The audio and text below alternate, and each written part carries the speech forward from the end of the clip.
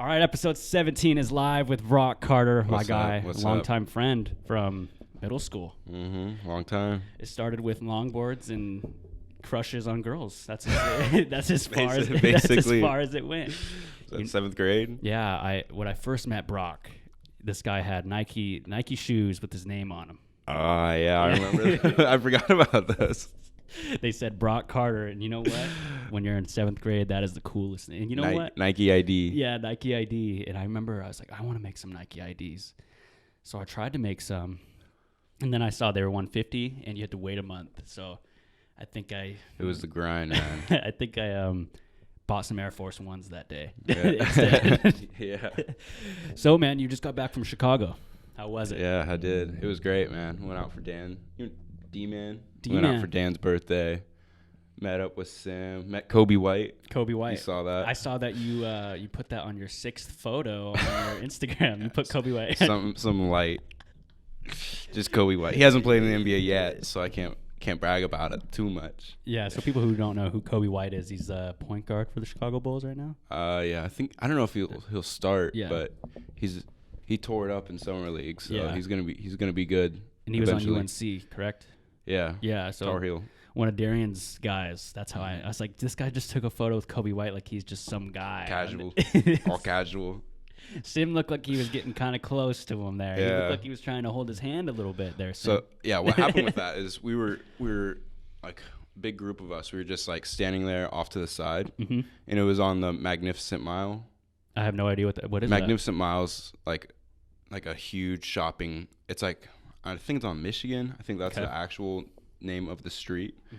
But it's just like over a mile of just malls, stores, all along this one street, and it's just packed. Everyone's there to shop. Everyone's there to spend money. I saw one guy drop like 4,000 at American Girl dolls. Dude, like people be getting those 4,000 on American Girl dolls. Bro, people be getting their like haircuts. I know. Getting new weaves. Buying real food for their fake dolls. And sitting there with them. Yeah, it's crazy. At first, I bet you when they first made that, people were like, this is so fucking dumb. And like now, look, there's people dropping 4K, 4 big ones. Right. The American Girl doll. Yeah. So what? So you're in Chicago, you see Kobe White, you see your buddies. What else do you do? I'm to finish that story, like I was just there and I was looking to my right. And I just see some dude with poofy hair. And I was like, well, how do I know this guy? Because I like you see faces like that and you just they register like I know this guy, but I need a second to figure out who he was. And then I was like, that's Kobe White. Like I was like, I'm pretty sure that's Kobe White. And I hit Sim on the arm. He's like, Kobe White. And he took a second to register. He's like, oh, the guy from the Bulls now? And I was like, yeah, that's definitely him. 6'5". You could see him from like other side of the Magnificent Mile. And I didn't want to take a picture with him because I don't like bothering people like that. Like if I see someone famous, I'm like, hey, I saw that person. And I'll like talk to him, but I won't ask for a picture because I don't know. Cool guy, Brock. I feel like if I was like super famous like that, like I probably would take pictures, but I'd be like, man, that person was super cool. They didn't they just want to talk. So, but then we ended up getting a picture because Sim wanted a picture too. So we were like, and I had the weird like look on my face. I was like, I'm standing next to Kobe White. This guy's gonna be all-star eventually. Bro, I'm gonna put the picture. If people are watching video, I'll put a picture up. I was like, it was super embarrassing. So yeah, Chicago. What is it like for people who don't know and have never seen Chicago? Honestly, like I've been to San Fran. I've been to LA, Washington D.C. Yeah. Like I've been to like of course Seattle, Portland. I've been to like all these like major cities in the U.S. and like honestly, when I got to Chicago, I didn't realize how big Chicago was gonna be. Yeah. And like how big the Great Lakes were gonna be, because it was just massive. We were like 20 minutes from downtown, but we were still in Chicago. Damn. We were by Wrigley, like right across the street from Wrigley, but 20-minute drive on the freeway would get us to downtown. So you're still there. You're still there, and there's like it's just massive. You go down to South Side and like International District, Chinatown, stuff like that, Little Italy, and that was like even further. It was like a half hour just to get to the other side of town. And like you can drive through Seattle with traffic within a half hour. Yeah, easy. So, yeah, it's like 3 times the size of Seattle, just to like compare. In each like, we have like Cap Hill, like Pike Place Market. Yeah, like downtown area. Yeah. Like, but it's like 3 times. Like think of those places, but stretched out like 3 times the size. Jesus. So does it shit on our international district? You're saying? Yeah, it's a lot bigger over there. Like you could. I only spent like 5 days, 5-6 days there. I easily could have spent 2 weeks and done something new every day. Wow. Like, so you were busy the whole time. Busy, yeah. Like get up at early a.m. Didn't come back till late. Damn. Yeah, it was. That's fun though. Yeah, it was fun. That's the way you like to travel. No breaks. Yeah. Just another few shots of coffee and then you're good. Did you use the public transportation or did you rent a car? First 3 days we took a lot of it's not the BART like in San Fran. They call it the CTA or something like that. Yeah. We got a 3-day pass and we took the CTA almost everywhere because you could like take a trolley train thing and then hop off, jump on a bus, and it'd take you exactly where you needed to go. And you can get there within an hour, no matter how far. But the public transportation in Chicago is so much better than what it is like around here because we're still working on it. It's still under construction. It won't be done till like 2030. Probably won't even live here by the time it's done, so I won't even experience like what a good transportation system is like in Seattle. And then they're going to get it, and then they're going to work out the kinks for like 5 years. So then it's like definitely. 2035. Like, oh, actually, we need to build another tunnel. And we're going to have gray hair by then. Wait, 2035? I don't know. It's going to give us gray hair. Yeah. Dude, I can't wait to go to places like Chicago or New York and just see like the total differences. And I've also seen people that say, every major city's the same, bro. And to some extent, they're kind of right, but at the same time, there's so many different cultures and there's so much different themes in every city. It's like generic. A lot of people in a small area. Yeah, that's like, a city. It's like, wow, yeah, you've compared 2 cities together. Wow, there's people in them. I heard a lot of comparisons. Like I could only compare it to Seattle because that's what I know the most. Yeah. I'm down there like all the time. Yeah. But people would compare it to like L.A. or New York. So it's in the top. Because it's like the halfway point, right? Yeah.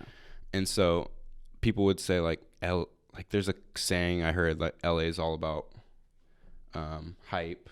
New York's all about talk, but like Chicago's like about all that work.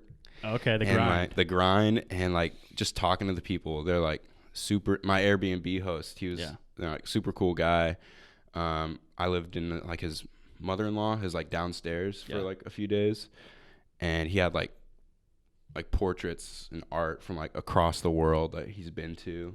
And he was like, I've lived in Paris, I've lived in New York, I've lived but I like wanted to come to Chicago because that's where I felt most at home. And honestly, like I did too. Like really, like going to different cities, like you're like, oh yeah, it's nice here. But like when I was in Chicago, I was like, damn, like I could definitely live here. Like the winters, I'd probably move back home because it gets like -20 out there. The lakes sometimes freeze over. But yeah, that summer it was a little humid, but it was like 80 degrees, super nice out whole time, and like one of the few places I could actually see myself living. What is the air like there compared to here? Because you said humid. We don't really get too humid here. No, we have like no humidity ever. Yeah. Humidity is like weird because the further east you go from here, it's like just gets more and more humid. You remember that time we were in like DC? And I felt like I was swimming. Yeah, you like can't tell if that's the air or like your sweat. Like it's like really bad. But here like the air is so crisp from all like the trees. Like it's so like I don't know. There's a lot more nature out here, I guess. A lot of people will say it's a lot harder when they come here too. Like people from the East Coast when they come to Washington, it's like too crisp. They're like, this is like it feels like they have a mint in their throat. They say.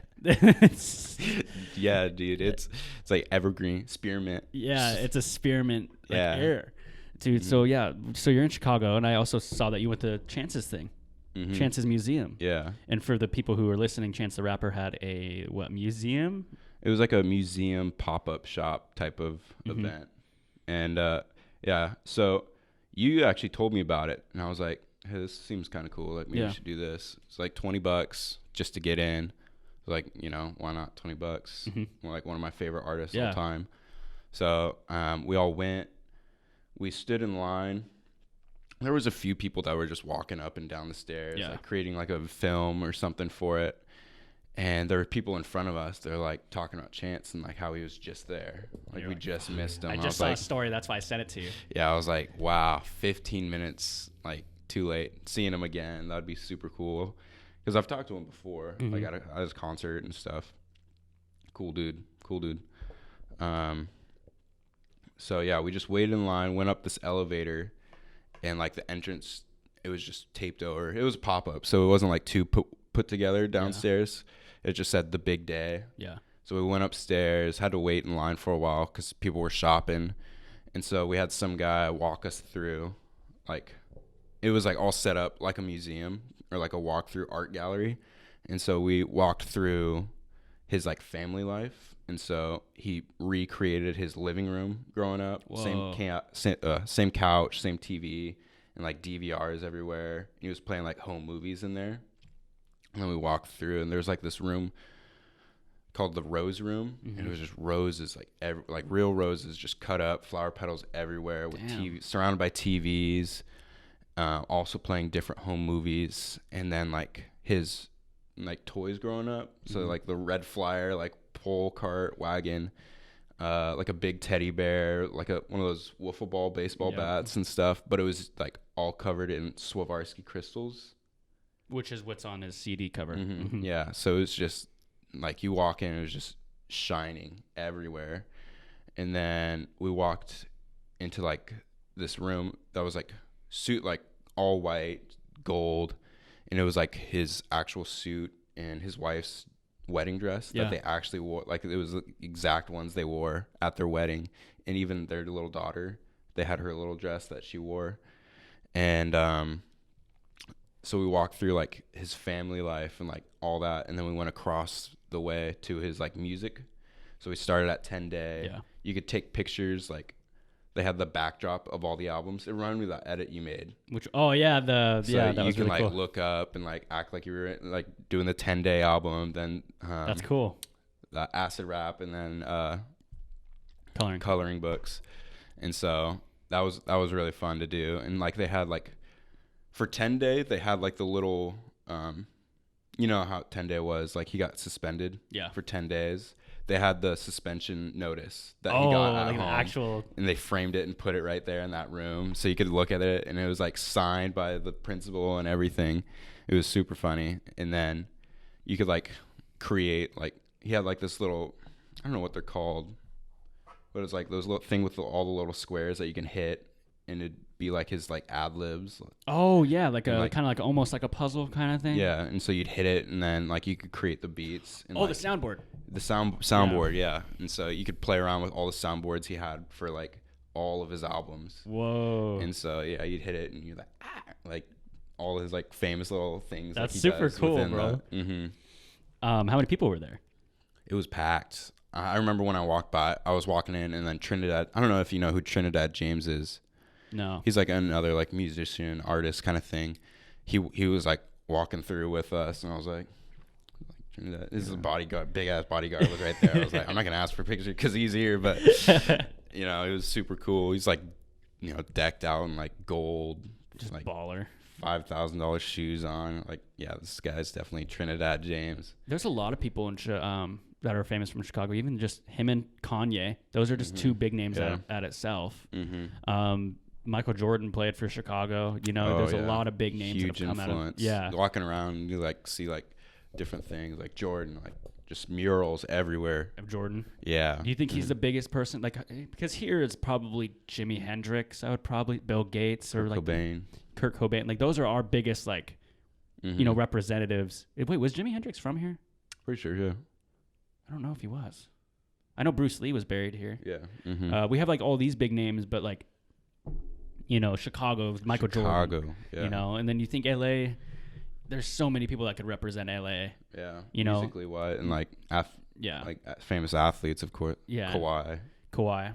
You know, Kobe. PG. I mean, Kobe's probably the face of them. LeBron plays there now. Yeah. there's so many things. But to go back to what you said about Chance and how he pulled his childhood out of it, do you think that's a big thing for a lot of people? Like, I know even just a small scale, like sometimes in Minecraft, I'll build like my house, my old house. Yeah. Do you think there's a nostalgic factor for everyone who, even though like they want to be rich and famous and they want to have this big house, but there's also that part of them that wants to just kind of go back to the simpler times, to the simple house and the like the red flower wagon. They want to go back to just the elementary school days. Do you think that applies to a lot of people? For sure, yeah. That definitely have had a good, childhood. Some people want to totally shut it out. Yeah. But, like... Traumatic. Yeah, but, like, I feel like a lot of people like to go back to that first step. Would you? If you get that point, or even just later on?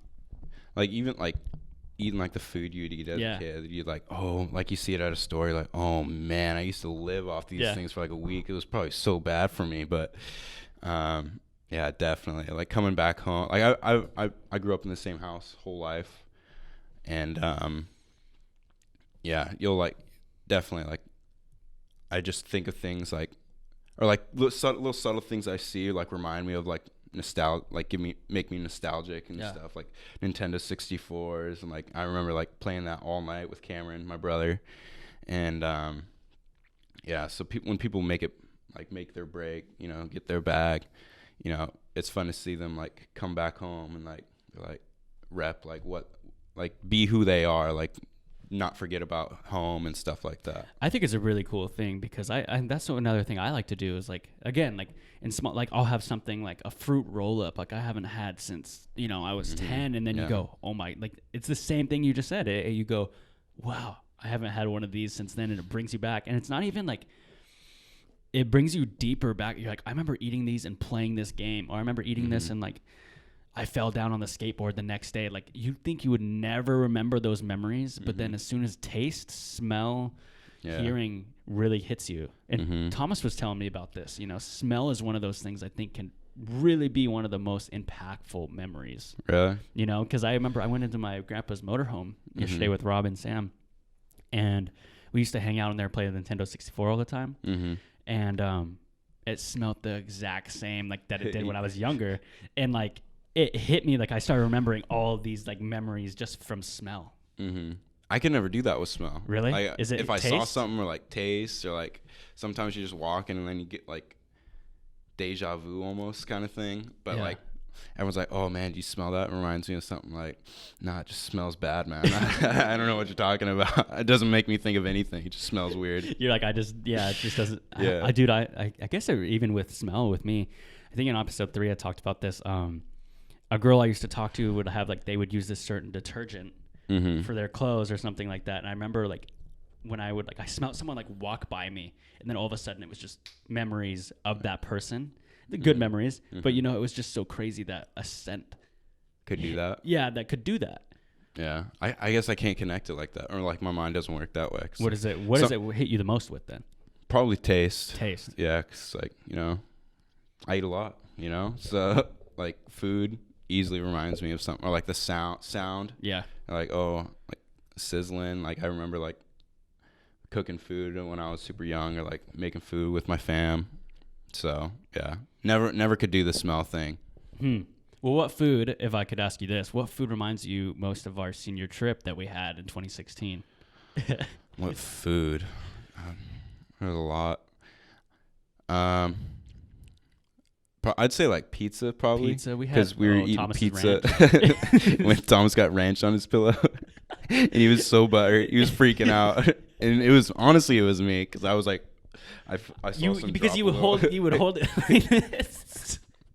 I saw some drop a little. I was like, kicked the ice out of the fridge. Yeah, I was like, like laughing about it, and then when he saw, he's like, "There's fucking ranch on my pillow," and he was freaking out. And I was like, "Oh, geez, I didn't think he'd be like this mad about it. He's super attached to this pillow or something." Dude, that trip is probably one of the most memorable things I ever have. For those of you guys who do not know what the trip is, there was 18 year old. We were 18. We were 18. Right after we all graduate from high school in 2016. There's, 6 of our closest friends, and we all go down to LA. We drive by 5. We take my buddy Thomas's mom's car, bless her heart, and that poor car. Yeah, that poor car. And, his dad even told Thomas, like, we don't expect this car to come back. Oh, gosh. Did he actually say that? Yeah, he's like, man. He kind of said this is the final road. and I think Thomas is like, what? You're tripping. Like, we're going to bring it back. And we did. We brought it back perfect. Eventually. Yeah, and there are so many things that have happened on this trip, and one of those things was, Thomas getting his ranch on his pillow, and there was already a bad day. Like, our car broke down on Yosemite Mountain that day. Our days got cut in half kind of because we couldn't hit up San Francisco. Well, we did, but we couldn't hit up San Francisco for that day. But, cut to that, we're camping, we're, hitting Yosemite. Ryan's fighting with his girlfriend because she got bit by a spider. Nate says it's poisonous. Thomas says she's fine. Me and you are sitting there probably just eating. Yeah. I don't know what Jake's doing. Throwing up.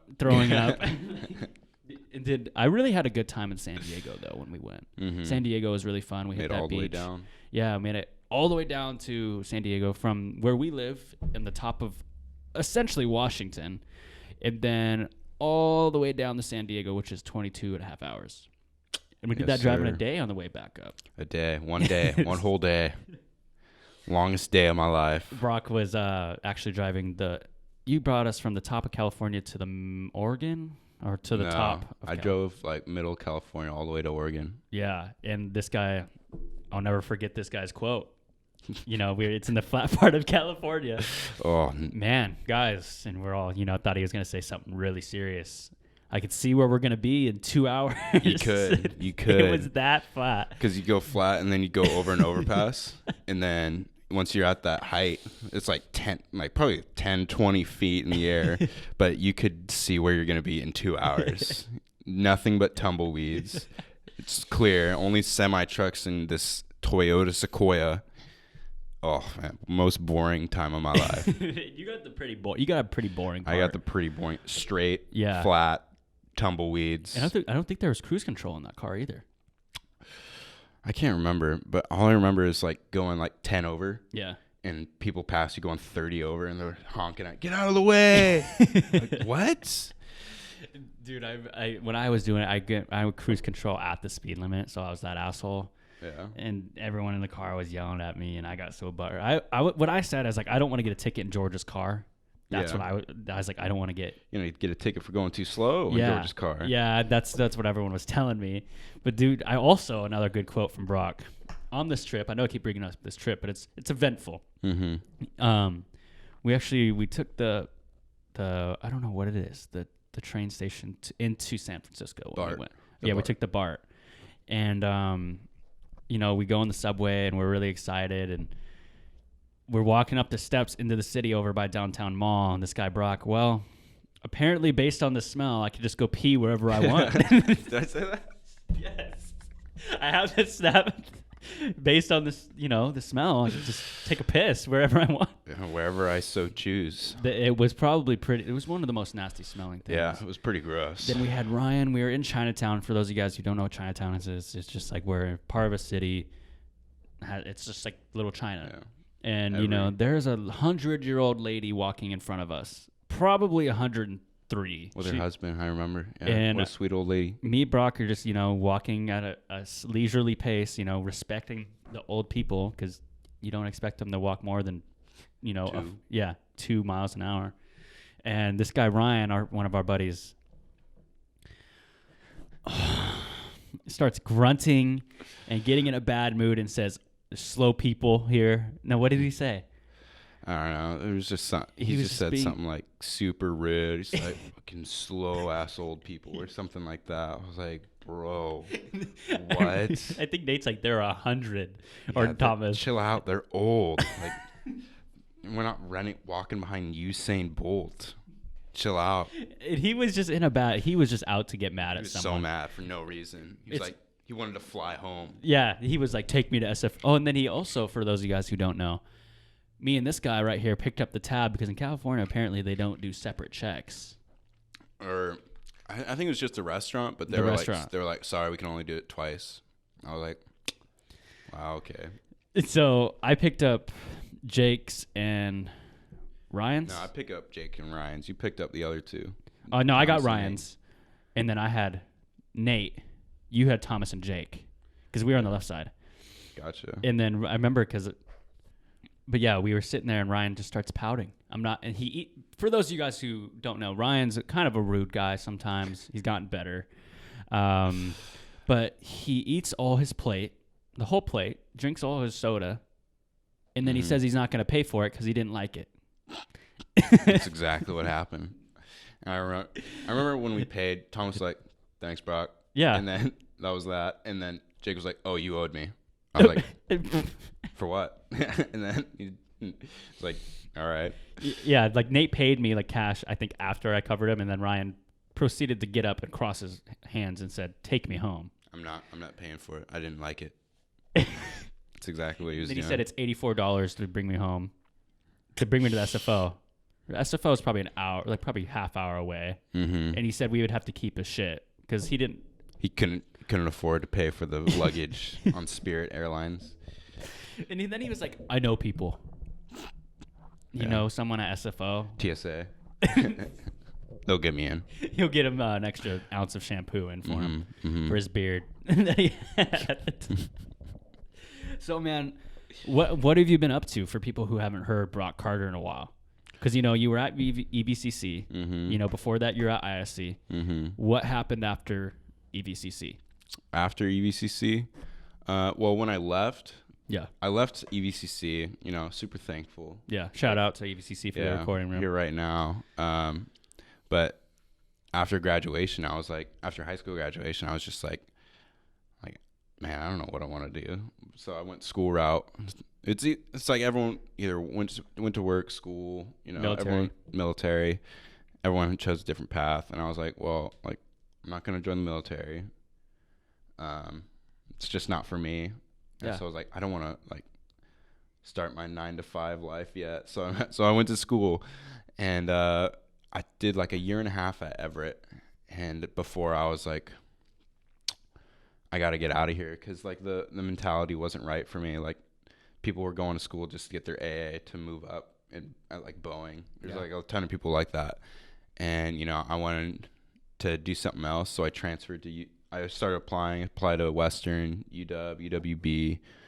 And I think those were the only schools I applied to. And so I applied to like all the business schools, and the only one I didn't get in was Foster's, just because that's like super hard to get into. So I didn't want to really go to Western because I heard, some people, like some of the pressers just show up. They don't really care. Really? And so I was like, yeah, that's not for me. Pretty sure that's everywhere though. Mm-hmm. So I chose to take, the UWB route. And since I got accepted in Seattle, I could take classes there. Yeah. So I did one until I realized, why am I taking cross-campus classes? Because it takes forever to get over there. Like you get an Orca card, but it's like not worth, at least for me. Like I just hated sitting on the bus or like whatever just to get, across the pond over there. Someone's ass is in your face because it's so crowded. Just like sitting there like, why did I do this? So telling yourself I'm saving money. I'm saving money. But yeah, so now I'm a year away from graduation. Feels good. What's next? What's next? Well, I was working at Adidas, and I was in like a rough spot there, honestly. Yeah. Like I was like working at a place I hated. As you should. And going to school at somewhere where I didn't want to go. And then, had to change. I just had to boss up real quick. Had to change my lifestyle. Got a new job. Work at Costco. Baller. Yeah, started going to a new school. Now I'm working, going to school. It's a grind, and there's like people I go to school with or people I work with, and they're like, "Oh man, I work so hard. I work 30 hours a week."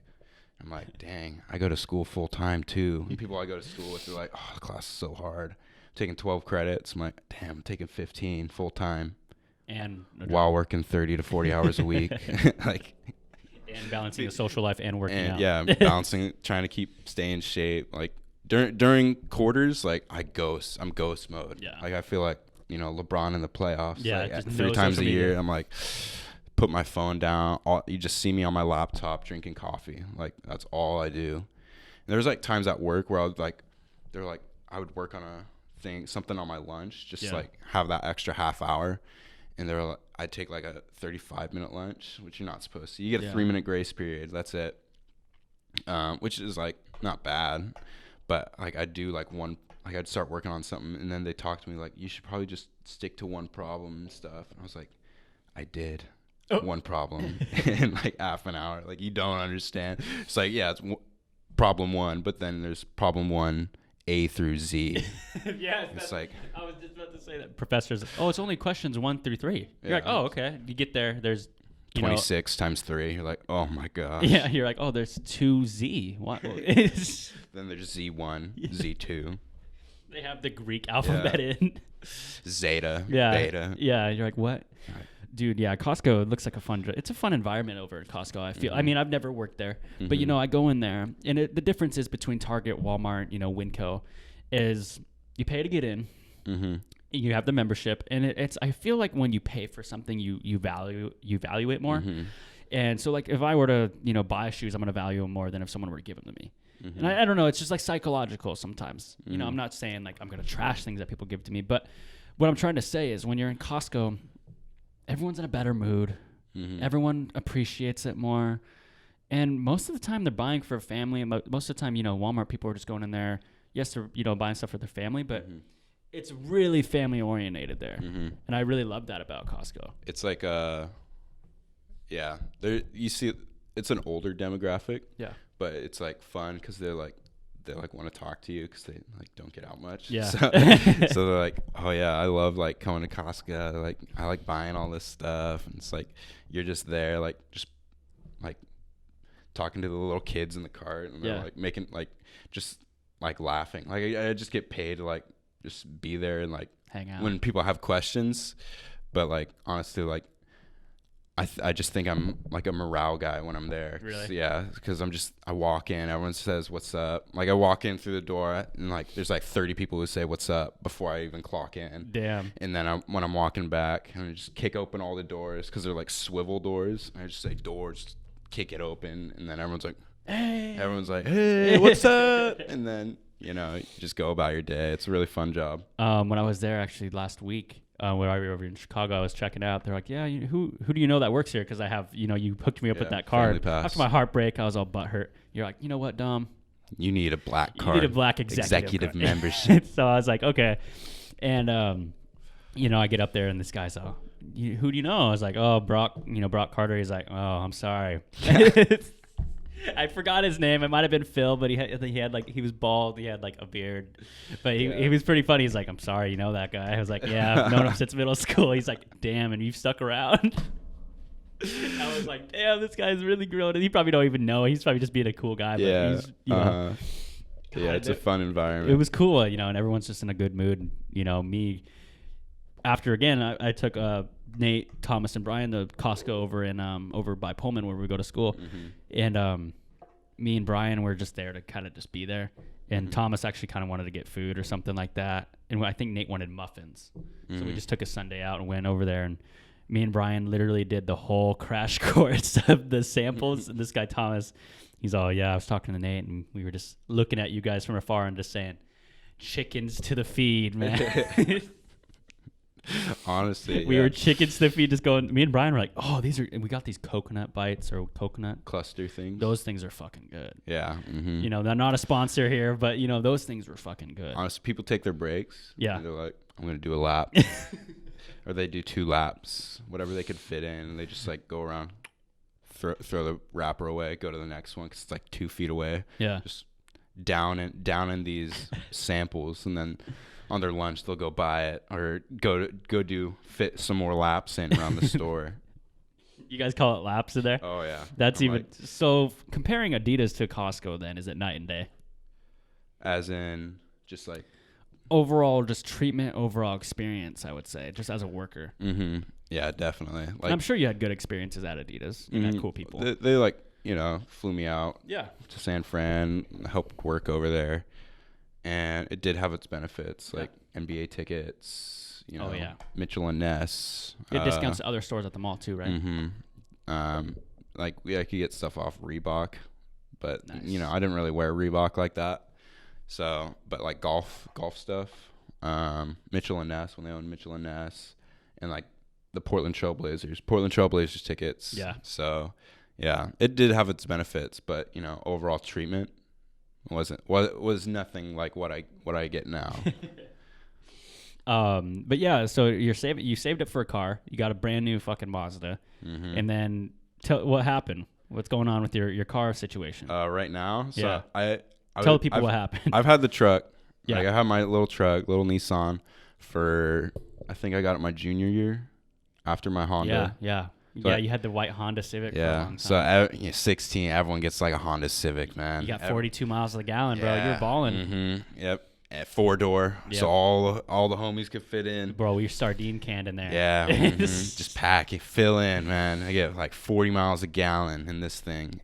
And what happened with that is I was just driving it overheated, and it was my head gasket just went out when I was driving, almost blew up on me. So it was so old, and they just like, it's totaled. It was like, it's an old car. What are you gonna do? So give up. I was like, great. So I started driving the family truck, and it slowly turned into just my car, and so I still have that, but I saved up. I worked at Adidas. I worked at Costco. I just grinded it out for like over a year just to save up. Yeah. And then I put a little bit of that money I saved up on a down payment for like my brand new car. It wasn't brand new, it was like used, but it was still like brand new, kind of same year. And I love my car. And so you got Apple CarPlay. I got Apple CarPlay. The sound system was like $5,000. Yeah. It's like worth $5,000 or something like that. And it's the best part of a car. And so yeah, I was driving that home from like Seattle, and I hit an oil slick from like a previous accident. Yeah. And I was going like 65. It was like like everything in this car is automatic. Yeah. I've had roll down windows, manually roll down windows my whole life until I got this car, and it's got like power everything. So like everything's automatic, like my lights, my windshield wipers, like everything's just done for me. And so it was on like, I would just put it in drive and just let it go. And so I was on the freeway, hands on the wheel, because it won't do it unless your hands are on the wheel. And wait, it won't do what? Won't drive. Like, your hands, both hands have to be on the wheel? Yeah, for it to like kind of auto drive. Oh, okay. And, I thought you meant you had to have them on to like do everything. No, I was like, man, you can't one-hand it? No, you can't 12 o'clock I'm that usually bitch? one-handed. Yeah, usually 12 o'clock or like I ate six if yeah, I'm like taking it easy. The 5 o'clock. Yeah. Yeah. And so, yeah, I was just driving. All of a sudden, like my traction control light comes on. I was like, that's weird. And then like I look up. Like it wasn't really looking down. It wasn't like, oh, like what's that? I was just like looking at my like center or my console right here, and then I look up and I'm facing the concrete wall on the side. I was like, oh, oh no, like that was like my little I remember saying, oh no, this isn't good. You just settle. Oh, fuck. And then I did like 3 spins. I was like, oh shit, like trying to like I was turning into it because that's what you're supposed to do. And I'm like, honestly, I'm surprised I remembered to do that. So I just slammed on my brakes and just try to like slow down a little bit. And I was just like kind of turning into it and just spinning back and forth. And then eventually I was just spinning because like my car had no traction anymore. And my back end, I barely nicked like the cement wall on the side. Like I don't even have a dent in my car, but just like a paint transfer.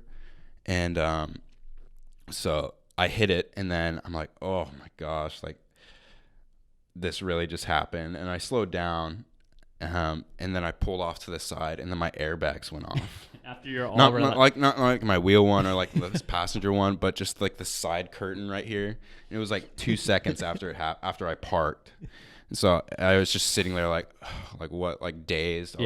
I was dizzy because I just spun around so much. And then the airbag comes out, hits me in the ear, and like I just hear ringing. Like it was so bad. You know, just boom, and just like that heavy ringing. And I was like, what? And I like call. I was like reaching for my phone to call 911. Yeah. Just like I don't know. That was just like my first reaction. Instinct. And I was like, boom, hit in the air. I was like, Did you drop your phone too? Well, yeah. I just like kind of threw it into the seat next to me. I was like those things are loud. Really? And they hurt. Yeah, because it's just like it's like just like a like. Well, it's meant to protect you. Weird material, so it just hits you first before anything else has a chance to hit you, like metal or something like that. And so it just hit me in the ear. I was like, oh gosh, super dazed. And then I called 911. I couldn't hear them because my ear was ringing so bad. Yeah. It wasn't even in like my left ear, but I was like up here, and they're like, "Where are you?" I was like, "What?" Like I could not hear them, and so I had to get out. They found you? Yeah. Eventually, I could see like the marker, like 192 exit. So I was going northbound. I'm right before exit 192, and so I just sat there for like 4 hours until a cop showed up, and he was like. This cop pulls up. He's like, so I might have to give you a ticket for hitting the sidewall. Technically, it's DOT property. And I was like, just after sitting there in the rain for 4 hours at 1 a.m., I was like, you've got to be kidding me. This cop just pulls up. He's like, no, yeah, I'm also okay. Thank you. I was like, don't worry about me. I'm fine. I've just been sitting in the rain for 4 hours after I called you guys. And like I had to wait for my I have AAA. Oh gosh, have AAA. Please get AAA. Dude, they're lifesavers. I have the platinum. I have I have like so many options because I did get a new car. Yeah. It was certified pre-owned, so I could have gotten Mazda to come pick me up, but I did have AAA. You know, just super cheap. You know, have it. Just like if you get into that, it saves your life. Like I don't think I never thought I would need it, but when you want it, you want to have it. Yeah, it's nice to have it when you don't need it instead of to need it and not have it. So exactly. But yeah, I had to wait for my tow truck driver to get there too, which took even longer. They take a long. That is the one thing that it's not AAA's fault that they take long. It's the tow truck guys. Yeah, Dick's towing. Yeah, dude, that's a fucking crazy. I remember crazy story, man. I remember when my Trailblazer, the car, my first car, I hung on to that thing like a damn, like a tree hugger, man. I was like, I'm not getting rid of this thing. I did not say goodbye to that thing. I couldn't say goodbye, so I held onto it till its last thing. And 2 years ago now, I think. I remember me and Brian and my ex-girlfriend, we went to Taco Bell because Brian's like, oh, I kind of feel like Taco Bell. I was like, okay. We go into the Taco Bell drive-thru. My car breaks down in the drive-thru, and I have like 8 people behind me. It was like a movie, dude. So I was like, so the car just like went, just gave up. Like it just like, and then I tried turning it on. No, I'm good. I tried turning it on. It wouldn't even do it would even go, it wouldn't even click. It was like done. It's like, oh, maybe I just need to jump. We tried to jump it. Yeah. So me and Brian pushed it out of the way, and then I called Thomas and Nate to come pick me up, and they're all like, well, what happened? I was like, it's happening, man. I might have to put it down. I might have to old yeller it. And then I brought it to the mechanic, and this is what I get. Fuck mechanics, dude. I fucking hate mechanics. There's good ones out there, but fuck them, man. They take advantage of you real quick. Yeah. So I don't know cars, and so I go in there, and I was just like, can you guys just fix it? They're like, we'll fix it. Yeah. Go in there. It's gonna be $1,200 to fix it, but bro, real reputable people. I'm not gonna say where they are, but they're all. I could fix it, but it's like fixing a broken leg. Can't promise you're gonna run again. Like, so I told him. I even said this. I was like, so I'm gonna pay $1,200 to hope it works. It doesn't work like that, and I didn't say that it doesn't work like that. Yeah. I'm not that cool, but so I pay the $1,200, and then I get it home, and I don't stop from Pullman to see. And the Darien on the way home, I'm hitting Ellensburg. Yo, bro, you want to go to a Seahawks game? I was like, fuck yeah, I want to go to a Seahawks game. So I meet him in Seattle in my beat up car. I mean, stop and go traffic in the Blazer that's going. It's starting to make sounds in Seattle. I was like, I'm gonna break down on Mercer, or not Mercer. That's I don't know wherever the streets are. Mm-hmm. And I was like, I'm gonna go park in the parking garage because that's a smart idea. So I park in the parking garage, and then as soon as I park, I'm like, if I break down in here, I'm fucked. Yeah. Because no tow truck can fit down here. And then let alone the parking company is going to be like, it's going to be $30 a day, bro. Yeah. Mm-hmm. So I was like, okay. I make the wise decision, and the Seahawks win, and then I get back to the car, and I'm like, just come on. And it worked. Got home, traded in the car, got a Camry now. Camry's been nothing but, perfect. Beautiful. I love it. What a peach. Yeah, it's perfect. I love it. And actually, Thomas took his goat sticker off his car. He did? Yeah. Fake. Yeah, he took it off. He said he doesn't want to have it on that. He doesn't. Yeah, he took it off. Wow. Yeah. I'm actually pretty disappointed. I was actually pretty butthurt, man. I was like, I kind of want to take mine off too, but not because you did. And now I'm butthurt that he did.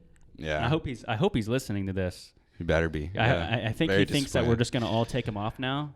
You know what? Now I'm just gonna start putting goat stickers on all his shit. Not his car, not anything valuable, but just like maybe a box of cereal. When I thought during my accident, like my axles were all broken. Yeah. Like they were just all messed up, and I thought like as soon as it happened, I was like, it's totaled. Like yeah, you're like, fuck. Like my airbags went off. Like I was like, it's totaled. It's definitely totaled. And you were covered in fully though. But yeah, I have full coverage because I still have a small payment. Yeah, same. Like just because yeah, 20 build credit. And that's what they tell us at least. It's good. Yeah, it's good for you. Yeah. And so I full covered, but I was like, it's total. They're gonna total it out, and so they didn't total it out because it's still worth a lot. Yeah. And honestly, the only thing is like paint transfer and axles, and that's not that bad. As far as it's just barely over my deductible, so it still sucks. Like I have to pay my deductible. But how much was it? 5? My deductible was $1,000. Oh fuck, mine's 5. Yeah, so that's why my insurance is so low because I pay more for the deductible. But now my insurance is gonna be super high, even though like no ticket. 21-year-old male, that's already a 21-year-old who just got in an accident, and they're all by himself. And like I told him like why I was like I hit someone's oil, like there was an oil. Your axle like, broke. That's not your fault. Like everyone saw it, and I was just like, and like the only reason people didn't start hitting it anymore is because there's flares out and like this little sign. And they're like, well, no one else hit it. I'm like, yeah, I know. Because the flare went out. Because I put a flare out. Bro, I remember when car insurance is fucked, especially as a dude. It's also a blessing, though. It is a blessing. It's a blessing. Let me in say disguise. that it's good to have, and you're actually it's illegal not to have it, so please have it. But no, they're like, you know what? If you're a student, we'll save you money if you send in your grades. I was like, oh, right on, I'll save $15. I send in my grades, and I actually met the grade requirement. They're like, all right, $2 off your next bill. I was like, what? They're like, yeah, you get $2 off your... Yeah. I mean, $2, times 12, that's $24 a year. I'm saving $24 a year. That's maybe a meal nowadays. Yeah. With tip. That's good. That's Yeah, another meal in your year you'd fit in. Thanks, insurance. Yeah. But and then also now that I have an address in Pullman, since there's not many people over there, because over here there's way more people, and when you live in a less populated area, they take money off. They took $60 a month off. That's like, pretty good. Yeah, that's cool. Yeah. But if you live in Seattle, have an address in Seattle, they're like, well, there's a lot of people there.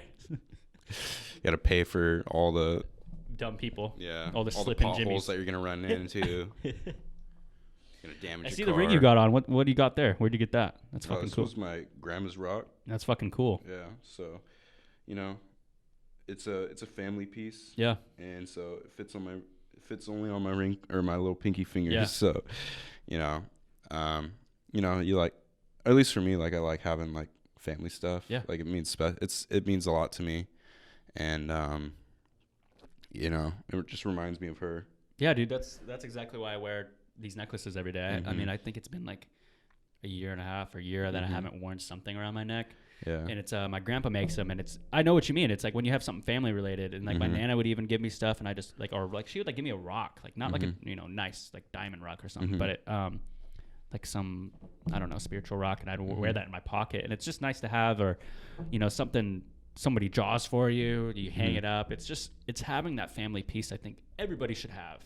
you know, a tie to who they are, even if it's something hanging on your rearview mirror in your car, a sticker. I think just really holding on to who you are as a person is really great. And just, you know, a lot of people like to forget their family sometimes. And I get, you know, there's a lot of trauma, and I'm not saying if you have trauma, remember that person, but it's always good to remember where you're from. And I was talking to Colin last episode with people from Marysville saying, "Oh, I'm from Seattle." It's like, dude, why don't you just rep that you're from Marysville? Like, you know, obviously it's not as hard and, you know, cool as saying you're from the hood or something, but like, why? Southside, Marysville. Yeah, why do you want to be from the hood? You know, what's, you know, like I get. Something you're not. Yeah, it's like, that ain't you. Like, you lived in the suburbs, man, just rep it and be like, hey, I had a good life and this is what I'm up to now. Instead of, yeah, man, I had it hard in Marysville. It's like, dude, Southside Marysville. It's like, dude, you lived on Getchell Hill. Fuck yourself. Well, like, Marysville's organized, like, if you're on the hill, like, you got it pretty good. Yeah. Like, nice house and everything. And then there's, like, people, like, on the bottom of the hill. Yeah. Like, that's where I'm from, the bottom of the hill. And they're like, people are like, oh, yep, from Marysville. I'm like, yeah, but you're from the hill, though. Like, I'm from the bottom of the hill. You don't know what it's like on the bottom of the hill. Yeah, and it's like, and let me say, too, I've had a perfect life, man. Like, I can't be like, I was on the res, and, dude, the res was fun. And a lot of people are like, oh, shit. It's like, dude, we had fun. Fine. Yeah. Dude, we were out there drinking water from the hose. That's probably the hood thing we did. The most hood thing we did. You know, and I love saying I'm from Tulalip up in Marysville, but I do have to sometimes say, it's north of Seattle. I feel like when I'm traveling, like, I'm like, oh, Seattle. Yeah. Like, just because, like, then they know if I said Marysville, like, they'd like, huh? Like, Yeah. Marysville? Like, which one? Marysville, Ohio? California. No one's heard of Marysville, Washington, so, you know, I just say Seattle. But if, like, I'm talking to people around here, I'm like, oh, yeah, I'm from Marysville. Yeah. You know, it's not a bad spot. Yeah, I'll just say Tulalip, oh, you're the one with the resort, right? Yeah, that's us. Yep, exit 200 right here. Yeah, we're known for the mall, our resort, not us. But, dude, I love it out here. There isn't anything I would, you know, sacrifice to live in any other state. I mean, I would love to live in LA, and I say that just because I've visited there. Chicago, like you said, would be great. But, you know, right now I'm even at the point as 21 years old, podcasting and running 2 of them, and you know, editing and doing all the things I love to do, and I'm still at the point where I don't know what I want to do. And I want to hit point on that. You know, it's just because you're 21, you know, doesn't mean you have to know what you're gonna do. And I've slowly, I don't, and I may sound like a fucking preacher, and I'm not trying to sound like that, but you know, like, I don't know. And I mean, you know, if there's someone out there who's listening to this, and I'm sure there is, you know, you don't have to know what you're gonna do, and don't feel the pressure of society just because you're a fucking number. Fuck them. Yeah, for real. Like, oh, you're 45. You should be doing this. You know what? Fuck you. I'm gonna fucking open an ice cream parlor now. You know, just totally do something crazy against the grain. And it's just seek yourself and the great work of others, man. That's what I love to do. I see people. I want to restore my grandpa's old Ford. He has an old Ford truck because I really want to get a truck. Yeah, and not like it's a big one, like one like kind of like yours. And Rage had a really cool one too. I just want like a smaller one just so I can move shit. And I want to get land one day too. And I want to help him, and I think it would be a fun project. But you know, it's just like 1 month I could be totally into this, and now it's like I'm looking at like restoring things, and like it's so cool to be like that. And it's like sometimes I feel like when people talk about, oh, I want to do this and just this, I'm like, dude, it feels like we're in the B movie. Yeah.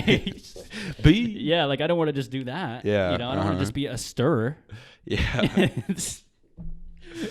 But, you know, I want to be the cool guy. But then I don't want to just be like, there's so many things that you could do whatever the hell you want, and just because you're locked into your 9-to-5 job doesn't mean you can't do something else. And I say this every episode. People are probably fucking sick of it. Yeah. But I really love doing that, man. And fuck, dude, I mean, running both these podcasts is fucking fun. And just like and then DJP is one of those ones where it's stories aren't fed to me. Like, this is natural what we're doing. Yeah. And Weekly Take is besides a script. Yeah. Oh yeah. You guys got that? Yeah. Yeah, we got Next card. My team. We got Billy over here. Yeah. Our audio guy. Camera guy. Got the boom mic. Yeah. Dude, it's gonna get to that point. The boom mic. I honestly think it's gonna get to that point. I'm already trying to get people to help me. Not gonna name names, but people in our friend group, you know, said he would help. But Yeah, I give him crap because he's a good friend, and you know what? I'm actually probably just gonna go to his house after this and just open his door and say, "Let's go do something." And that's another fun thing to do as friends. You know, when you could just be like, "I'm coming over." Yep. And like, that's when you know you're out of. Or just like friendship. Walk in, you're like, "Hey, what's up?" And they're like, "What are you doing?" I mean, I didn't answer your phone call for a reason. Then you're like out there talking to their mom. You're like, "Yeah." Yeah, his name. Yeah, is Brock home? Yeah. Those were the days. You know, looking outside and seeing if their bikes were home. That's how you knew. Oh yeah. Cul-de-sac. Yeah. Like now it's like I gotta look at your Snapchat and see your location. Like that's fucking weird. Yeah, it's all different now. Or like Find My Friends. Yeah. I might Find My Friends on with a lot of people. So I don't care because, you know, I'm always at work or, you know, school. Or is your Bitmoji on? I don't think your Bitmoji's on, but your iMessage one is on. Yeah. So, yeah, it's whatever. Yeah. I mean, I'm always weirdly on the Snapchat thing. Not even just like to be weird. It's just like I always look at it like, oh, is someone like eating where I'm eating? That's how I look at it. Like, oh, is someone nearby? I don't go, they're hanging active. They're hanging out. Yeah. They're hanging out without me. Yeah, because that gets fucking sick too. Yeah. You turn into a person who's just butthurt in this pimple that's just waiting to get popped because you're not hanging out with them. There was one thing we talked about. It was like in one of my classes, and it was like one of those like elective classes. It was like super philosophical. Nice. But like those are fun classes to take for me. And you know, it's just like you need them to graduate, but you know, you can kind of have fun with it. We were talking about like technology. Yeah. And like how we've made all these advancements. Like we've made like the cell phone, like the mobile device, and how like it's great. Like we like could be so productive, but it's like done the opposite. And like like how do you think like tech has like made our lives better, but like while doing so has made everything so it's created problems we didn't have before. It's made us lazier. Yeah. And it's also made us more feel worthless. And I'm going to go on a tangent too. You know, you look at it like this. You know, now we could do things way faster than we used to be able to. So now people that work 9 to 5 have this job. And they have this technology, and they could do it in 2 hours now if they really apply themselves. And then 6 hours out of that day, they're not allowed to leave. They're sitting there making it, and they're telling their job or their boss, "Hey, I'm done." 2 hours early, like, "Oh, we'll sit around and make it look like you're doing something." Fuck that. Are you kidding me? That's fucking depressing. Do more. Yeah, like or do this. Week's worth in one day. Yeah, they're like, "Oh, well, I already did my week's worth," and the boss goes, "Well, you better make it look like you're working because I'm not letting you leave." You know, and they that's how they all sound. You know, but like, it's money. Yeah, Popeye. I don't know what the voice I just did, but it's depressing. It's caused this weird depression, and I'm not trying to do the mental health thing because that is a thing, but it's pretty cliche to say nowadays. And I've said it in other episodes, but when you have 6 hours to just sit on your ass because technology is so advanced nowadays, it's crazy. And, you know, a lot of people are worried about computers taking over. And it's a real thing. And I'm not really worried about the computers can now figure out how to do accounting. And, I mean, bless up people who do accounting. I know Brian does accounting, and he's worried about that. But, like, other things that can be automated, like fast food. But, dude, fast food workers are they're doing the Lord's work, man. Grease is hitting them in the face. You know, they're dealing with shit people. Yeah. I asked for extra cheese. They're like, "Dude, does that mean 2 slices or 3?" Like, I'm sorry. But when those start taking over gas stations and shit, little towns that are run by, there's little towns that are run by their gas stations or their truck stops. Yeah. Those are going to get slowly taken away. And I've heard this on many other podcasts. Duncan Trussell was talking about this, and this isn't all original. I'm thinking here. But can you imagine that? Like, just imagine a little town. Like, just think if the res didn't have, or Tulalip didn't have the resort, all that stuff, and our little store was the only way we made money. Imagine if a robot took that over, and like nobody can work there now, and all the economy that was based on that is now gone. Yeah, it's scary. Be weird. Yeah, but like when I've thought about like all the time people spend there. Where?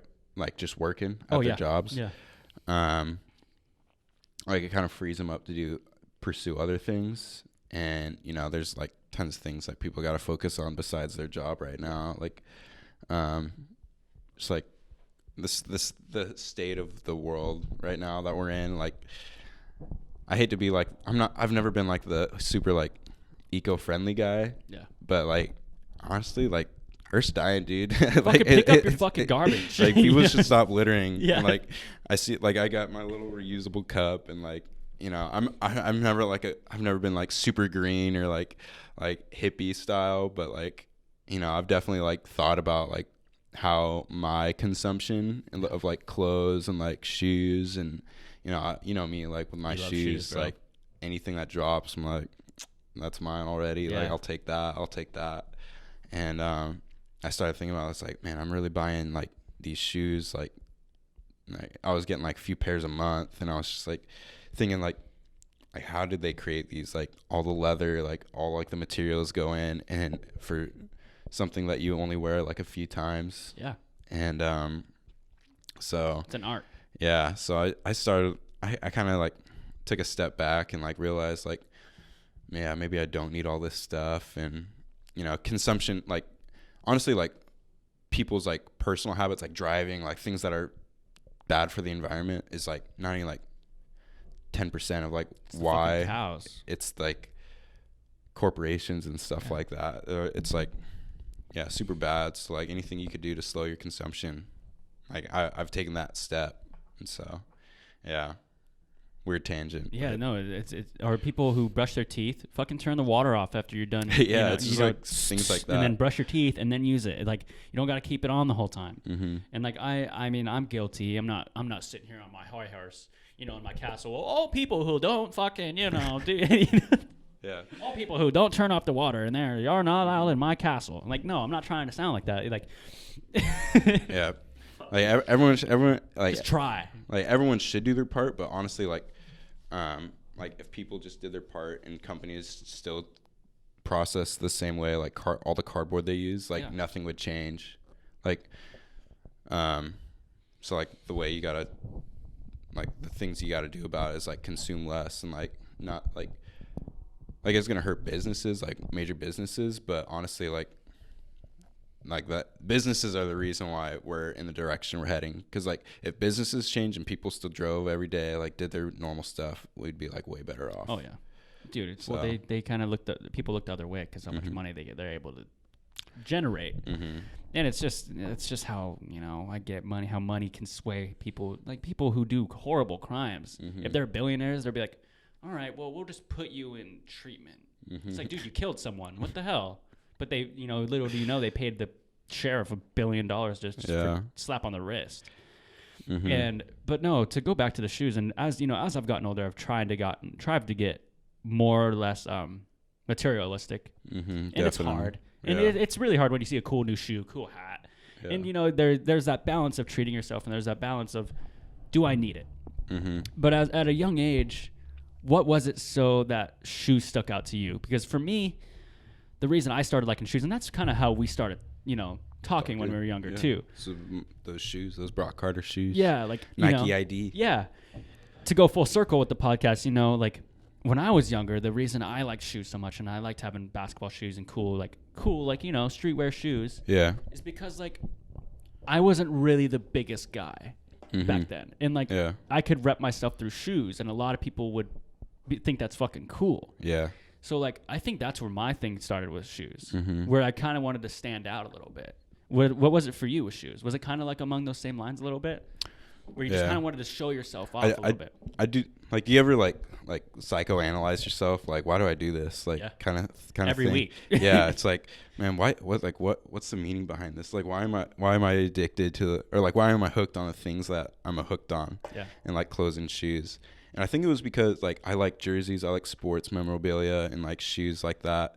It was because, like, when my parents split up, my dad, I like would go in the closet and I'd see like my dad's jerseys and stuff. Super cool. And just like the jerseys, and he had like Michael Vick like trainer shoes and like Jordans and stuff like that. And so I just started like looking at them, and then like later on I just like shoes like that resembled like those styles that I saw. And then like later on, like I saw like I think I was like 10 or 11. I was just like on the computer, and I just like found this world of like shoes that I didn't understand before, and it was like all like Nike SBs, like when that was a huge thing. And they came back pretty big. So I got super into them, and like I learned about like the aftermarket and prices like at a young age, and yeah, I couldn't afford like all those nice things, like, and so it wasn't until like I started getting like an income that I was like buying all these shoes. And you know, that's how I got hooked on, was like I just like saw them at a young age, and I was like, yeah, this like represents something like I don't have the money for. And so once I get my money, like I know what I'm doing with it. And I was like, shoes, clothes. It was like a goal. Yeah. You know, it represents something like I worked for. Yeah. Like I did this. Like no one did it for me. Like I work. I busted my ass for this, so like I'm gonna wear like the things I can wear now because I got money now. And then you take care of it too. Like you're like, wow, this is like, you look at it as time you spent, and it's super cool to look at it like that. Yeah. Like, those shoes are $300, but dude, that was $300 of work. Yeah. And people can look at that with other things, but it's cool how you're able to cycle in and say, shoes is that for me. I see like the hours I work. Yeah. Like when I'm like getting a meal. Like it's like what, like $16 or something like that. That was an hour of my day. And I was like, damn, that's like, you know, depending on like what it is, I'm like, damn, that used to be like an hour of like what I work. And like cost, honestly, I don't want to like brag about like how much I make or stuff like that, because like I am at a good spot right now. But like when I started working, I was like $9 an hour, and like, you know, I make way more than that now. And so yeah, it's just weird. Like when you make double, like what you used to make, like your worth actually like increases like that with like certificates and stuff like that. And so I see things like, oh yeah, but that used to be like I'd buy like $200 pair of shoes, and I was like, damn, that used to be like so many hours like of my day, like 20 hours, 30 hours when I'd buy something. And now it's like, damn, this used to be like 5 hours of my day, like my work day. And so yeah, I still see like myself as like working like $10 an hour, like grinding it out. And even though that's not really how it is, like that's just the way I see things. Like I gotta grind for this. Like this is like part of the grind. Yeah, you're staying humble too with it. You're not sitting there like, oh yeah, guys, looking at my fucking, you know. And that's fun to do. Don't get me wrong. Look, I don't get new shoes. I'm like, fuck yeah, dude. Yeah. But you know, but another thing is with me, with all like, you know how you brought up sports memorabilia and jerseys and all that. My older cousins, you know, all had all that. They had all the, like every player I could think of, like on NBA Live, because we played, they had the jersey of, and I was like, what? Yeah. Like this guy, my cousin Breland had like a Stephen Marbury Warriors jersey. I was like, dude, he's like on the bench and he has this guy's jersey. Like how? And like my cousin Darian would have a new jersey every like week, and you know Harold would always give us like, and we would get there because we were smaller than Darian and Breland.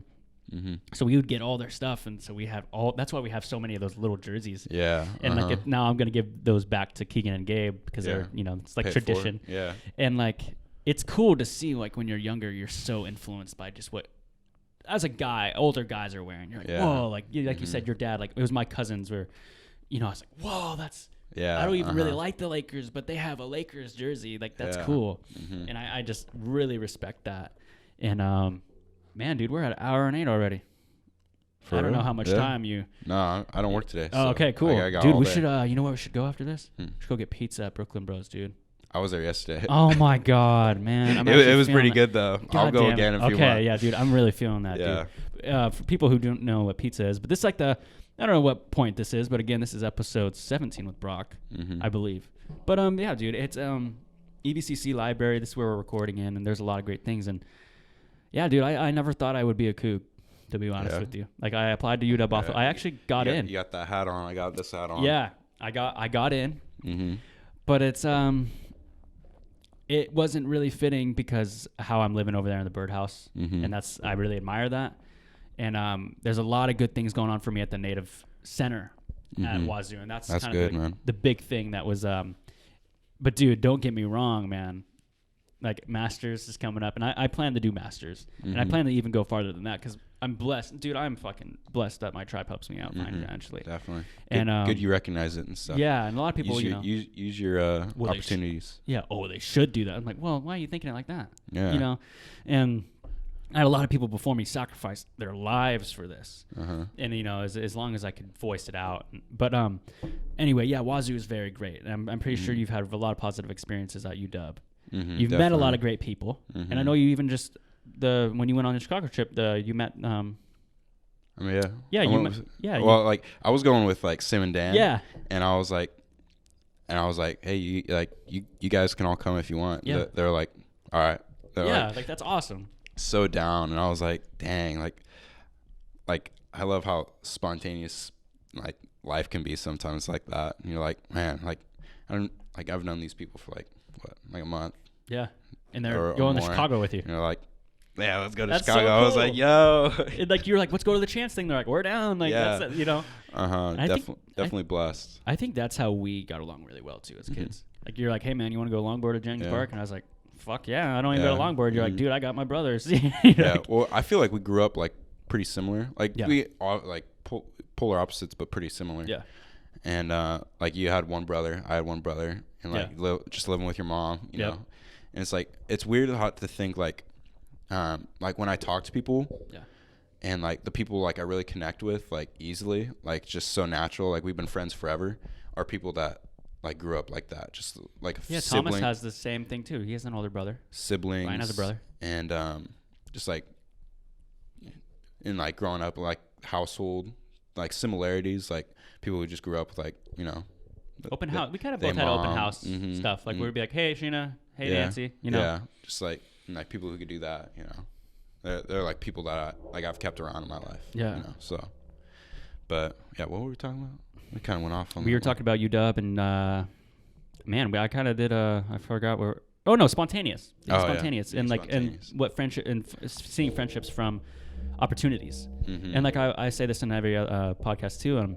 Friendships, any kind. Yeah, when I was at the Native Center, it started with me just saying. It was after me and my ex broke up, and I hate to always bring that up, but it was a big pivotal moment for me in a good way, and for her as well. And I started saying, you know what, I want to start hanging out with more people because I have Thomas and Nate over there and Brian. Those are my guys, and you know Riley, people from here. But I'm also like, hey man, I'm over here at Wazoo. There's 25,000-30,000 people here. I bet you that I could find another couple friends. So I started going hanging out at the Native Center and just being around. Not even like always going up to people and saying, hey, my name's Don, but I did that a lot. And, you know, I even like be like, hey man, you got a pencil, just to like start a conversation. Like I got one in my bag, but like I'm trying to make a friend. Scantron, I need an actual pencil. For anyone who's in the Native Center who's listening, they probably like, fuck that guy, man. I knew he was doing something like that. But it was just to talk to people. Oh, did you step on the wire over there? Yeah. I mean, I don't think the mic's still on, so we're cool. Still working. Yeah. But yeah, you know, I was just. Oh yeah. I was just yeah, just don't unplug the other one. Yeah. I don't even know what that. Oh, I think that cord goes to something here, but. Yeah, I think it charges the table. Yeah. But yeah, I think we're still on. Yeah. Apologies for everyone who's on there, because people who are listening all the way through, there's some real fans. So. But I don't know. You know, I told Dylan this. People say they listen to the whole thing. I can look at who looks at. I mean, really? On Spotify, I can see clicks and how long they listen. A lot of people go 20 minutes. What about Apple Music? Apple Music, you can look at stats too. Oof.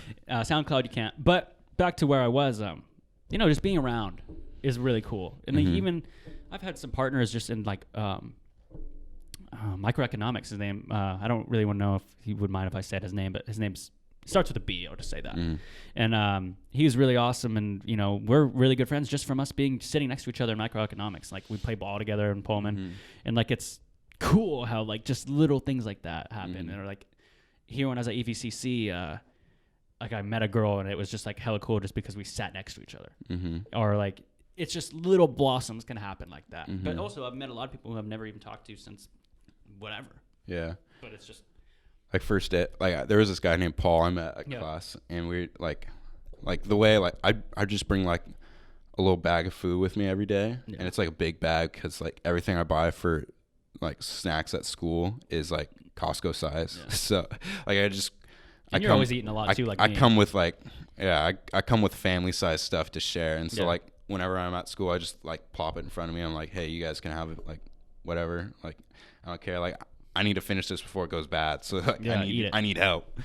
But like when I do that, people will like gravitate towards the guy with food Or the guy with gum. Yeah, I would always have gum on me too. it's easy. It's so easy, and so like you know, that's how I've met a lot of people from school, and like just like sit down. It's like it's not like I'm giving like free stuff and they want to sit around me, but it's like that's my way of like talking to people, like just like, yeah, here, like this, yeah, fruit snacks, like granola bar, like let me know, because like everyone in here is about to fall asleep, so if you need something to eat, just like let me know. Or like when I'm in the Native Center too, I'll be like, I'll walk out to the vending machine, like, you guys want something? Yeah, you know, whoa, yeah, hey, you want a coffee? Yeah.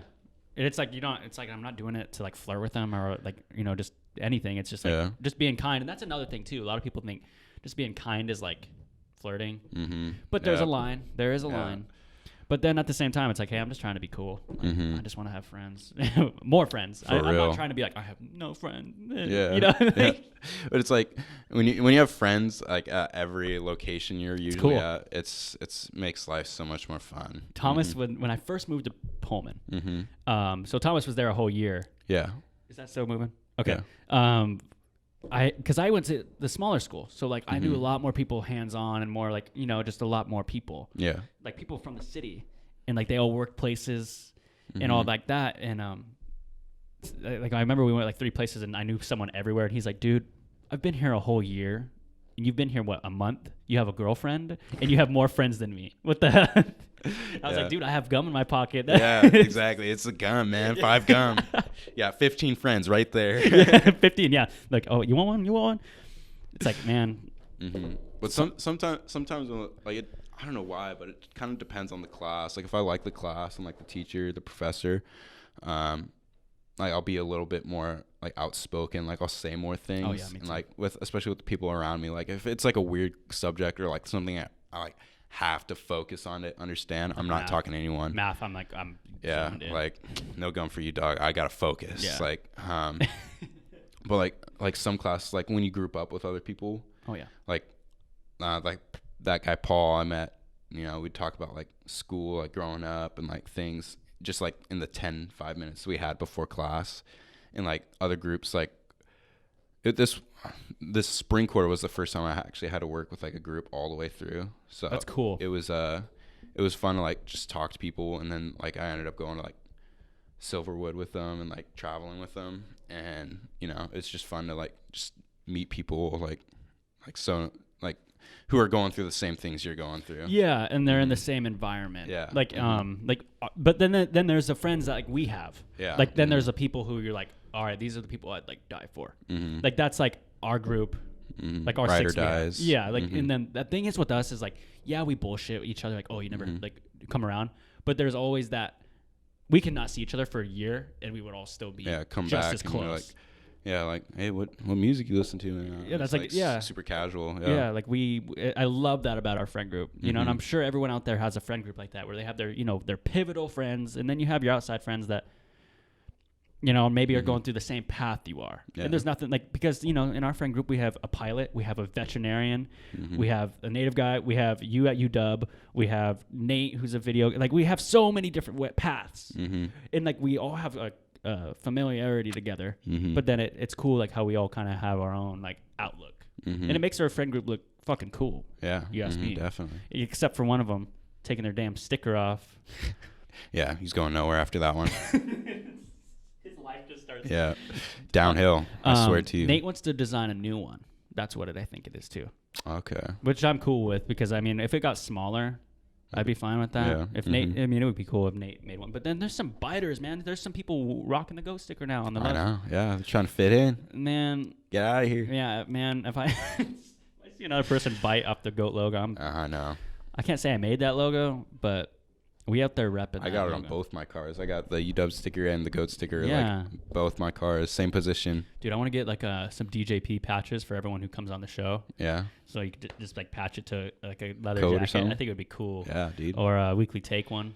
When I was in Chicago, like we were talking about like things you can get like for traveling. Yeah. Like say you've been there. Yeah. Like shot glasses are cool, but like, what are you gonna like? If you got like 50 shot glasses, what are you gonna use 50 shot You're not glasses gonna use for? all 50. Nobody has that many friends. And so and like, if they do, they're lying. yeah, it's like 50 shot glasses. That's like, it's cool to like see all the locations, but like Stickers, honestly, bro. 50 shot glasses might look a little trashy. Yeah. So I Here's started my 50 shot glasses. I do not have a problem. yeah, exactly. Like I'm a completely stable guy. Look at these 50 shot glasses. But so like I started collecting pins.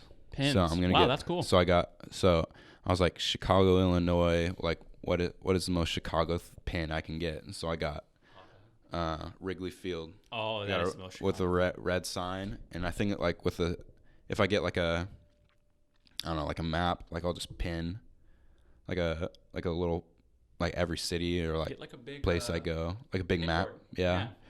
So yeah, I felt like it was better than shot glasses. I think you made a really good decision. Yeah. I think those would take more real. What else would, like, realistically, like what else would you get besides a pen and a shot glass? Like you can get patch or a sticker. Patch, stickers, or like a shirt, but then you got 50 shirts. Yeah. Because I'm trying to collect like states and stuff. Yeah.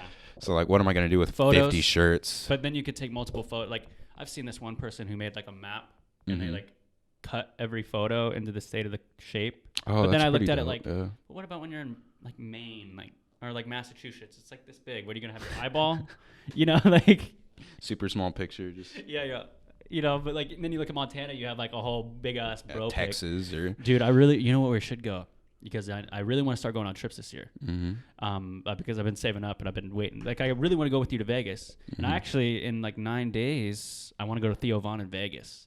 I want to go see his comedy special, dude. That guy's fucking funny. All right. I don't know if it's pretty soon. I don't even know, but or I might wait till he goes to LA. But honestly, like all I need is like a 3-week notice. Okay. Well, I'm gonna start looking at stuff for 3 weeks. Yeah, and like I'm 3 not going weeks to from bumper now. shoot though. Yeah, well, bumper shoot lineup's never been good. Like for a while. Kind of bummed me out. The day in Vegas, that's the one to go to. Yeah. November. Who's in that one? Who are the top 3? Is Chance there? Chances, I think he's there, but I don't think he's the headliner. Like that's how big this concert is. I think it's Kendrick, Gambino's there, right? Travis, and J. Cole, I think, are headliners, and then you got like second liners are basically headliners. You got everyone, yeah. Like the small, like it's gonna be good when you got like those tiny names, and you're like, I know, dang, I know all these names. Dude, like, bumper shoot. I know. I'm not joking. I don't even know the headliner. I don't even know one of the headliners. Yeah, I know me either. And then the first line is like, you should know everybody. Yeah. And like bumper shoot, I'm like, I know one person out of this whole line. Oh, Tyler the Creator and Lumineers, I know. And then Snotty Nose Res Kids, just because people have told me listen to them. And then, Carly Rae Jepsen, Call Me Maybe. What are we in the 6th grade? 2014. And then like the comedy, I was like, okay, maybe they'll get some guys I like in comedy. Yeah.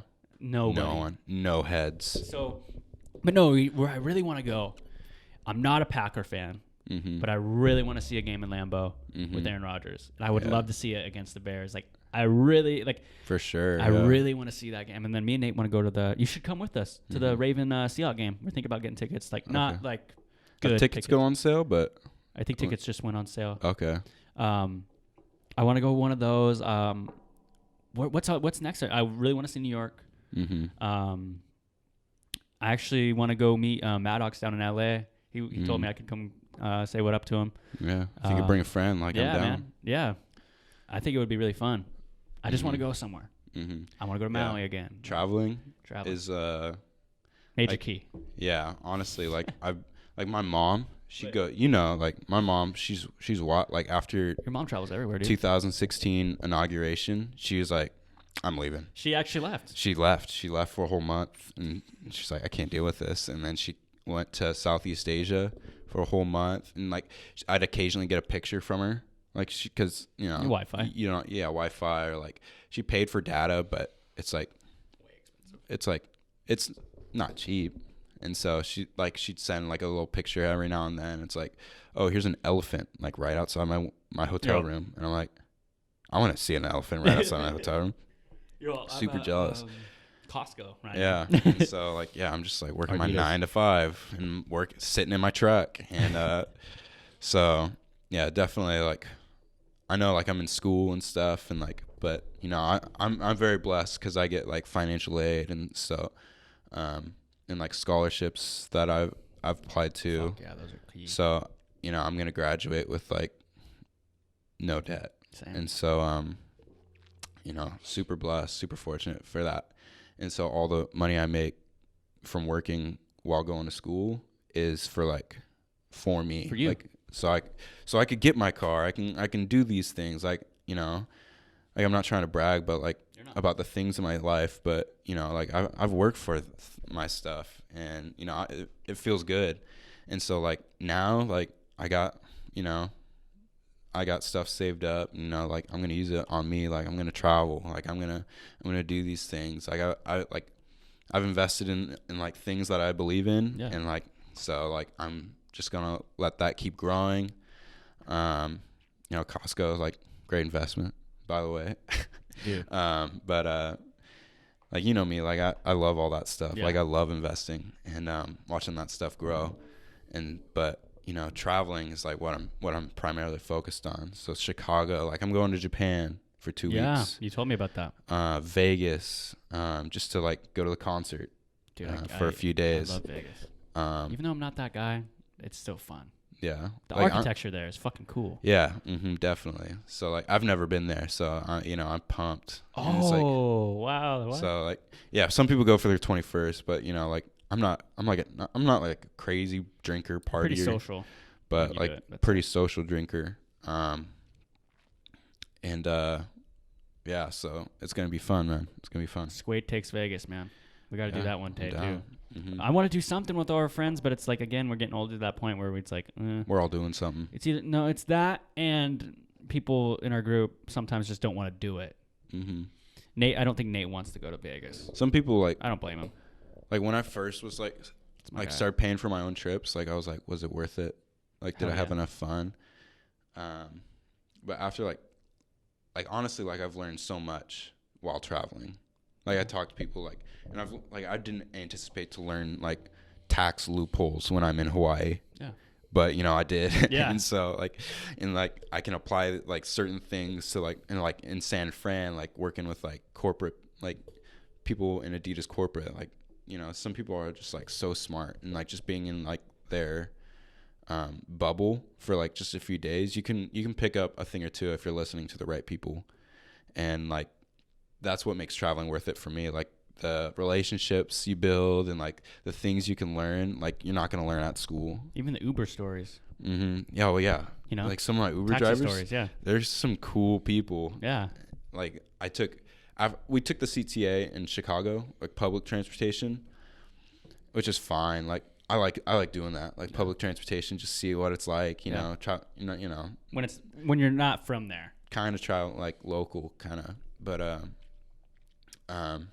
yeah, some of your Uber drivers, some of your Lyft drivers, you know, I'll talk to them like, hey, how's your day going? And then, you know, either like we'll keep talking, or they're like, oh yeah, we'll talk about it a little bit. And like, but yeah, some people, sometimes you get a real cool person, they'll like tell you all about Chicago. Like, I didn't know anything. It was like our first Uber driver, and he was telling stories about each building, and there's like skyscrapers everywhere, and he's like, yeah, like Disney bought this, and they like completely redid it for the whole city. And it's like, wow, like, that's really cool. Like, all these stories. I don't know if you know, but like McDonald's is based out of Chicago, world headquarters. Oh, the world headquarters is there, because I know it started in California. That's where their first one was. But that's awesome. Headquarters in Chicago, and so they have like this huge thing, and it was actually like Oprah Winfrey's like thing, and then she sold it to McDonald's, and they use that as their world headquarters now. Jesus. But we went to the McDonald's flagship store. Okay. And like, what's in there? Big Mac? It was just, it looked like an Apple store. Like, you know how like, dude, you know how rich McDonald's is, dude? How modern and like chic it is in like an Apple store. It was like that, except for McDonald's. Like, I couldn't see the kitchen. It was like behind this like little pathway, and there was tons of people bringing food out, because it was like, it was the only place open after we went out to the bar or something for Dan's birthday. So we went there, and you know, I had to take care. Like, Sim was there. Yeah. We actually got like we got 2 people into a club that Nice. were not supposed to be there. Oh, you mean they were of underage. age, but they were just... They were underage, Oh, honestly. I was trying to help and, you. but I won't say where we went, but we were in Chicago, and we got their ID. We got them in, and it was just like so much fun, and you just slide them some cash. But yeah, we went to McDonald's afterwards, and like I can handle a lot. Like I can handle my drinks pretty well. Like so can Cameron. Know your limit. So can Cameron. So like we can both drink a lot, and I'm not a small dude. Like I put on a lot of weight, and so like I can handle a lot. Mm-hmm. So whenever I go out, I'm usually like the dad, like the group dad, because like I can handle all this, and then like, but some people are just so like messed up, and so I have to like, you know, I feel that, put my arm around them and like take them somewhere. And so we went to McDonald's, and they were like all like super like, they were pretty drunk, and so I had to get them carbs, soak it all up and stuff. So, but yeah, this McDonald's, man, it was crazy. Like, same menu then. Like I didn't want to sit down because it was so. What is this again? I would ruin the aesthetic of the McDonald's. The flagship McDonald's store. And they had like downstairs, you could go to like their world headquarters. I didn't go, but everyone told me to go. I was like, you know, I'm in Chicago. I'm not trying to eat McDonald's. Like I got McDonald's. Like I got 3 in my hometown. Like I'm not trying to go. 3 in 1 mile. And but we went. They were like, I guess they have like a world menu, and so. Like you can get like the McDonald's sandwiches from like Asia or like Europe, or like, and they swap it out every few weeks. That's cool. So you can go to McDonald's, and they don't have like the American stuff that they make all across here, just because like we're already here. Yeah, we can just go down the street. You can get like the hot dog or like the things that you can't really get anywhere else. That's pretty cool though. Yeah, it sounded cool, but you know, when I'm traveling, I'm not eating fast food. No. I'm not eating things that I have at home. No. I'm getting like, we went to Au Cheval. I'm probably butchering the name, but that's like one of the most famous burger spots in Au Cheval. It's like, I feel like I've heard it. Like whenever you'd ask an Uber driver, they'd be like, have you tried Au Cheval? Or like, have you tried deep dish pizza? I saw you guys did try deep dish pizza. Lou Malani's or whatever. With the sauce on the top. It was like, yeah, it's like layer. It's like a cake almost. And they put like, there was like instead of like sausage, they put like a hamburger patty on that thing. Huh. And you'd like eat it. So it's like lasagna kind of? It was almost like lasagna, man. It was so good. But Au Cheval, probably the best burger I've ever had. Damn. It was like 15. Well, what was below it? What was the top tier before that? Top tier? I don't really know what I could say the best burger is I've had. Yeah. Because, like, you can get, like, honestly, like, you know, have you been to Nutty's in Arlington? That place is pretty good. Is that the one by Ryan? Grill. Yeah, that one's really good. I was actually about to say that one. That's good. But, yeah, this one was, like, they have, like, actual chefs at Au Cheval just making comfort food. Nice. So we had, like these chicken wings. So good. This burger. You're making me fucking hungry, man. Yeah, dude. We're going to have to go get pizza or something after this. But, yeah, man, it was some of the best food I've had. Like, honestly, I was just eating the whole time. Well, that's what you should do. Yeah. Like, I was stuffed all day. Like, Did you have a Chicago dog? Chicago dog, yeah, with the tomato. Is that what it is? They're the tomato one, right? They have tomato and, like, cream cheese? some, like, is that them? Peppers on it or something like that. And then, like, just a bunch of spices. It was like Portillo's or something. Portillo's hot dogs. So, yeah, they were like, people would ask, like, oh, what have you tried so far? I was like, oh, deep dish at Lou's, Au Cheval, Portillo's. And they're like, oh, you're fine. Oh, like, you've done it. You're good. Like, they'd say, like, some other spots, like Al's Beef or something like that. Because I guess there's, like, a huge Polish community in Chicago. And so, like, you can get, like, some of, like, the best, like, Polish like sausages and like hot dogs, like that's not from Poland. So yeah, that's fucking dude. I really want to go to New York and try.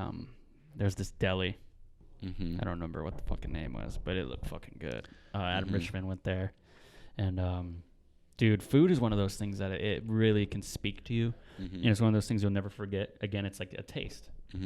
And exactly. There is nothing more exotic than a place that's like nobody's been and that you could tell people about. Like Al Cheval, I've never would have fucking heard that. Yeah. You kidding me? Yeah. And like it means more to hear it from you than like, oh hey man, this is Al Cheval, YouTuber man.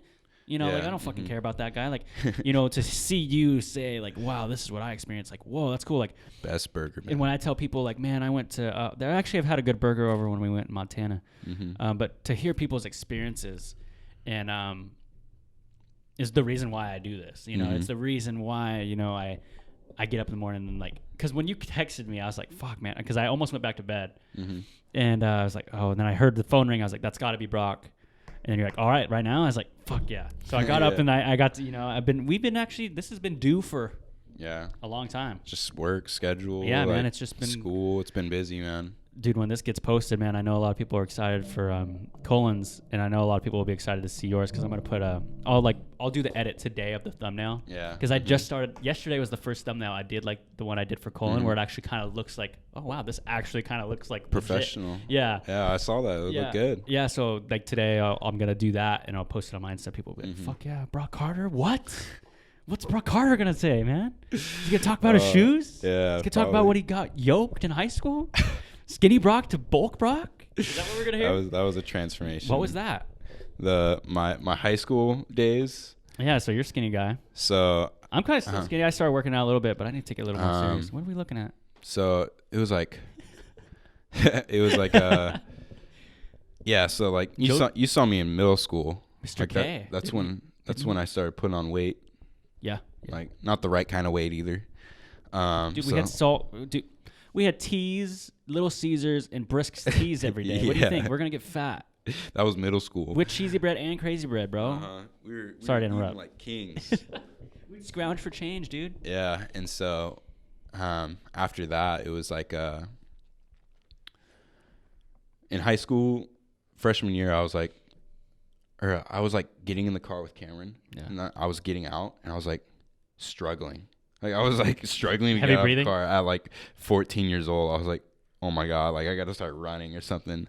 So I started running probably about freshman year, and I wasn't like big, but you know, like I wasn't happy with where I was at, and that's what I feel like people get like mixed up. They're like, oh yeah, well I'm not like big, or I'm not like this bad, but it's like honestly, if you're not happy with where you're at, like do something about it. Yeah, there's nothing. Yeah, and that's like physically, mentally, emotionally, like do something about it. And so that's what I started doing. So I started running, got obsessed with running, and eventually I did cross country with Thomas. I do remember that. And I was like, I've been the same height for a while, like 5'11", 5'10", 6 foot with shoes on. But 6'1" with Tim's on. Yeah, with my work boots on. Yeah, I'm only at least 6'1". But no, I'm 5'11". I don't. Like I'm not ashamed about it. I'm like 5'10", 5'9". I don't know.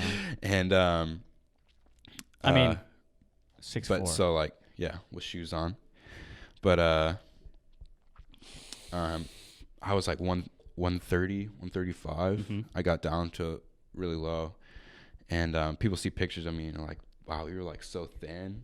Bro, that picture of you have on Instagram at Ivers, you look less skinny. I was like, I look like a skeleton, man. Yeah. Like my face was so dry, like no like moisture in my skin, and I look like Jack Skeleton or something like that.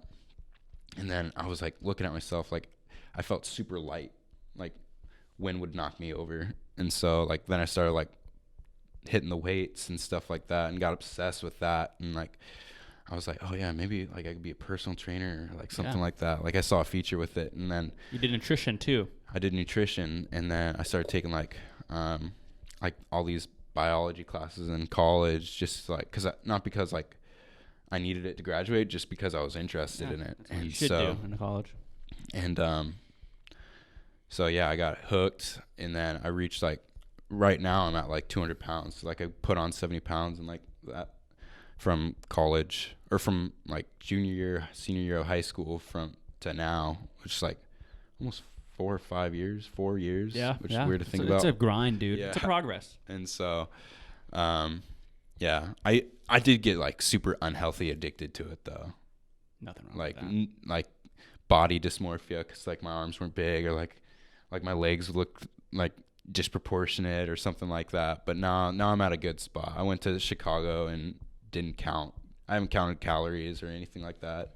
It's more so about how I feel. Once you know, too. Yeah. Because, dude, so when I was in the hospital, I fucking lost 12 pounds. Mm-hmm. So liquid diet. Yeah, like I'm super bummed because this whole year I was like trying to gain weight, dude. Mm-hmm. My like I'm not trying to brag or nothing. My metabolism is so fucking fast, and I eat a shit ton. Like I eat all day. I would have 4,400 calories, and I would still not gain weight. I was like, there is something wrong here. And it was like because I would work out, and I don't think I accounted for how much I would work out because I would go pretty hard, but still, man, like I was still in the like I still wasn't hitting my deficits right. But it finally got to the point where I finally like 4,800 was like the limit, and that's a lot of fucking food. But that's expensive, and it's hard to eat that much. But I actually started, then it finally, after I started eating that much, my body said, okay, we don't need to eat that much. Then I started getting to 3,500 again, and that's pretty good amount. But for my size, that's fucking hella. Yeah, eating all day. Yeah, and that's like 8 meals, or not 8, but 8. And I would use cheats too. I'd use like coconut oil because that's like a cheat code, and peanut butter is a cheat code. But yeah, dude, gaining weight's hard. Yeah, and then now it's like I'm starting all over again. Yeah. But like definitely like working out and stuff like that opened like my eyes to like how other people see themselves. Like, because I was overweight. Like I was like big kid. And so like I didn't think people like super thin would feel bad about themselves until like I got super thin. And I was like, dang, I didn't know like people, like I didn't know people who were thin and like we're self-conscious. Could be self-conscious like the way, in a different way, but still the same way that I was when I was overweight. And then like now being at like a healthy point, like happy with with where I'm at. Like, like I would never like make fun, like people, people who joke around with like how big they are, like, oh yeah, I'm fat. What, like, I don't care. Yeah. Like I'd be like, man, don't say that. Like, don't say that about yourself. Don't say self-deprecating things like that, man. Doesn't help you. And, like if you don't like where you're at, like change it. Like, I'm here for you. Like, you want to work out, you want to like put on some weight, let me know. You want to like lose some weight, let me know. Like you want to go to the gym, like I've been there. Like I know what to do. Like I've like reaching out to people like that. Like it, like that side of working out, like opened up my eyes. Cause I know people that are like, super shredded, like super lean, like, muscle everywhere. And they're super self-conscious. Oh yeah. They're like care about what other people think. They're caring about like, angles of like the muscle. And it's a different kind of self-consciousness. And they're like super self-conscious, and like working out was a way for them to attack like things they're sensitive about, by like let's like say they were sensitive like about their education or like stuff like that, or like home life. They'd work out just so they didn't feel like they had to be self-conscious about everything. Yeah. I was like, well, like, like happy for you, like you're in good health, like health is wealth, but like, it's not everything. Run. You need to talk to someone. If you need someone to talk to, like, I'm right here. That's a big reason why, again, I started this. And I hate to say it again, but when I was in a dark time, like kind of last year, and the only thing that would kind of help me was listening to like a podcast or like something where people would be like kind of, shooting the shit or just having a good time, just bullshitting and laughing. And I would watch it and I'd be like, wow, that's funny. And like, me, I've been saying I've been wanting to do a sports podcast since fucking high school. And I've always watched sports, and my grandpa and I do it every week. But when you can do that and you could say you've been there, like when I say like, hey man, like I didn't have my first like hard heartbreak until, my first one. And now when I see people like going through it, I'm like, hey man, like feel your feelings about it. Let me know if you need anyone to talk to, because I know what it's like when you want to just tell your story and just be like, this is what happened, man. Yeah, you were there for me. So yeah, and it's just like, hey man, I'll listen. Like I don't need to like give you like when you were telling me about what you were going through. I'm not gonna name names, but I just let you talk. You're like, this is what happened, and I'm like, this is my advice. But I'm not gonna tell you what to do. And it's always nice to just be like, fuck, man, like, and not someone go, well, I've had it harder. You're like, whoa, like, dude, I'm just trying to talk to you. Like, that's why another thing, far removed device is good. Mm-hmm. And then also therapists are really good because you can just honestly, I hate to say it like this, but you could just go there and just literally go, here's my problems, you can and just yell take them. Yeah. And they're just like, hey man, this is what you do. And you're like, how do you like? They're angels, man. Yeah, honestly, they know what they're doing. Like people I don't know. There's like with therapy, if you say you go to therapy, like everyone's like, oh, like I'm so sorry. Oh, like, you're crazy. Honestly, like it shouldn't be like that. We should everyone should go. Like Yeah. it should be normal. Remove the stigma. Normalize therapy because like honestly, like I haven't been to therapy. Try it, dude. Well, I guess I did. My parents put me in when they were like splitting up at a super young age, so I guess I have been to therapy. But honestly, like just talking to like your friends. Honestly, people give me advice all the time when I like want to talk to someone. And honestly, I probably never do like what they say, but it's nice having someone to listen, that means a lot. Oh yeah, sometimes I'll just call and vent to people like, yo, dude. Like I think I've called you a couple times like, dude, I'm fucking just. Yeah, like let's go get food. Yeah, and that's usually what it starts with. You know, like, hey man, what are you doing? Let's go get food, and then it turns into, man, dude, like my mom's pissing me off, or man, dude, did all 70% of the work. I didn't get the credit. It's like, dude, all you have to do is just talk about it. Like Thomas has like told me sometimes, he's like, dude, sometimes I just need to like talk, and then I felt good. I'm like, hey man, I'm down to talk. And a lot of people like, that's kind of another reason why I started this too. A lot of people would just come up to me and they were just like all of a sudden tell me their story, and I'm like, this is awesome. Like people can feel vulnerable around me like that. Open maybe up. I could make it of something. Mm-hmm. Because not a lot of people just walk up to people and just start telling. Like I've had one person just come up to me and they're like, oh yeah, this is my story, and all. They didn't say it like that. And I was just like, half hour into it, I was like, I don't really even know you. Like this is something I would talk to like my friend, like my ride or dies. Like this girl was like, yeah, and then this happened. I was like, whoa, like. I'm 100% here for you. Here's my number if you need to call anyone, but not in like, here's my number. Like no. Yeah, it's like you ever like talk to someone and then they just like they unexpectedly like lay something on you that's happened to them, and you're like, oh yeah. And then I was abused by my boy. You're like, whoa, like I'm sorry. Honestly, like things like that, they like take me back. But like honestly, like people, I don't know why, but like I guess I'm super easy to open up to. I guess like, same here, dude. Yeah, because they're like, I'm just like listening and I'm like actively listening. I'm not just like flipping through Twitter or like on my feeds, just like, oh yeah, or like hitting them with the damn, that's crazy. Like but like when people explain things to me, like I listen because that's just respectful. And like sometimes they just lay something on, and I knew when like first people started doing this, like opening up like that, I was like, whoa, like it's a lot. Sometimes I couldn't hide it. Like I was so shook when people would say stuff like that to me. But now I'm like I've had so many people open up to me, and like I've had these experiences to where like if they say something that people would see as in a negative light, I'm like, oh, I don't say like, oh, I'm sorry, or like, I'm sorry you went through that. I'm like, what was that like? Yeah. Like I don't say things to make it seem like what they did or what they went through was like super terrible or like bad. That's something they did. I'm like, what was that like? Like, what'd you learn from that and stuff like that? What do you come out of it as? Mm-hmm. And it's like, if you see like trauma as something you've grown from, just like casually in conversation, that's when people like, I feel like it helps people grow and like learn from things like that. I think a big thing too is, again, this is how we get along well. Mm-hmm. When someone talks to me, again, I'm in the same way where you look at it and like, as soon as like someone can tell you're actually listening, you want to tell them everything. Yeah. And not about like when I could tell you're listening, like that's how I'm able to be like, oh man, this is what we did in North Dakota when we did this. Or and you're like, wow, that's cool. Or like when you tell me about the burger thing, I was like, whoa, like what the fuck's that? You know?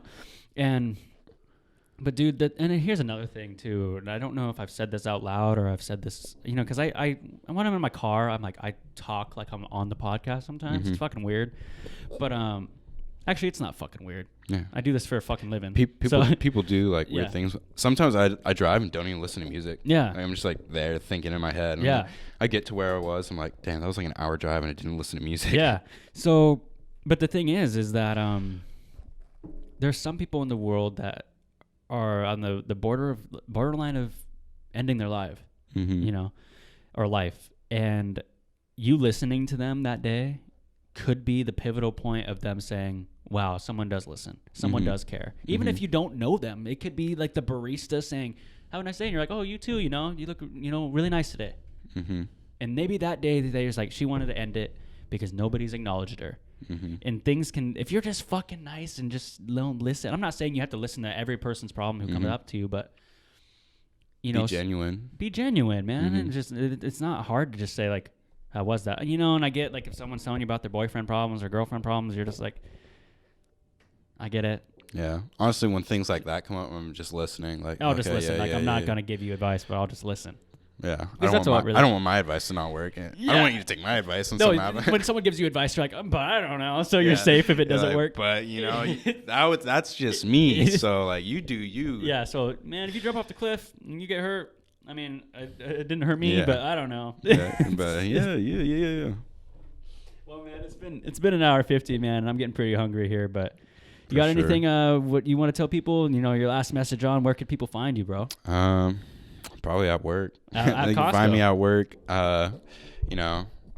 I'm huge into coffee, so like bring them a coffee. Carter Coffee Company or something like that might be in the future. Bro. But if you want to, most people can find me on social media. Brock Carter _ BA Carter 8. Is that IG, Twitter? Yeah. Both of them? IG's Brock Carter _ because I can't get Brock Carter. I can't get Dominick Joseph either. And then BA Carter 8. It's my email. You can email me, I guess, but just shoot me a message. Like if you want to talk, I'm here. I like to listen to people. So if you want to get coffee, Kona Ferry. Yes, he's running for school board. Yeah, I think. I'm probably gonna get coffee with him sometime pretty soon here. So, even if you don't drink coffee, we can go out to eat. So fuck yeah, man. Let me know. Well, again, this is Brock Carter, a longtime friend, man. We've been through a lot of shit together. Sure. This is episode 17 again. Yeah, we've definitely been through some shit, man.